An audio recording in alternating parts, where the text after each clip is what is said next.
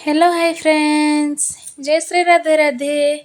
आज माणबसा गुरुवार रे सकाल 3:30 उठी पूजा पाठ सारी मु आरंभ करदेली मोर डेली ब्लॉग।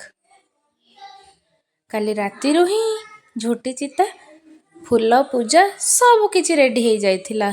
नहले एते सकाळ उठी एते काम करबा केबे भी संभव नुहे। ए झोटी चिता देखि भाबुचंती कि मु करिछि? नाई आज्ञा, ये तो मो माँ करिचंती। काली राति ही माँ झोटी चिता काम सारी देथिले। सकाळु सकाळु 3:30 उठी आमे दांड पूजा कलु। दांडरे माँ लक्ष्मी को आगमन करी आमे गलु घरे पूजा करिया पई। एठी देखुचंती तो आम कुनी लक्ष्मी माने केमिति मो माँ को हैरान करचंती। हाँ आज्ञा, ओडिया बहु माणबसा गुरुवार रो पूजा एइटा मोर प्रथम।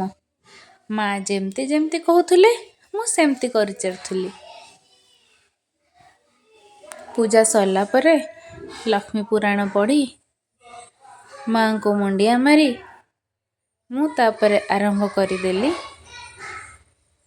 माँ कर भोग प्रस्तुति रे। माँ को भोग प्रस्तुति रे एते नियम मु तो आगुरु जानि ही नथिली। देखुचंती तो केते आइटम आमर सबु आज्ञा मु छाणीची। एथरे संपूर्ण मो हाथ अछि कहि परिबे।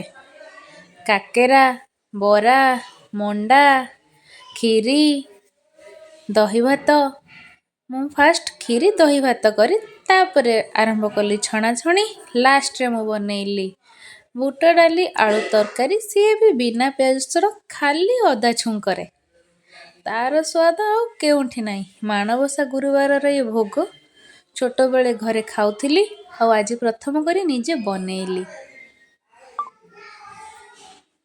तापरे टाइम ही जाइथिला माँ को भोग प्रसाद चढ़ेवा पई। तापरे मु चली गली भोग नहीं माँ को पाखरे प्रसाद देवा पई। देखुचंती तो माँ कर थाली आपन केमती लागिला आ केउ जिनिस कम अछि हमको कमेंट रे निहाती जणेबे। मो माँ भाउज माने मिसी पूजा कलु।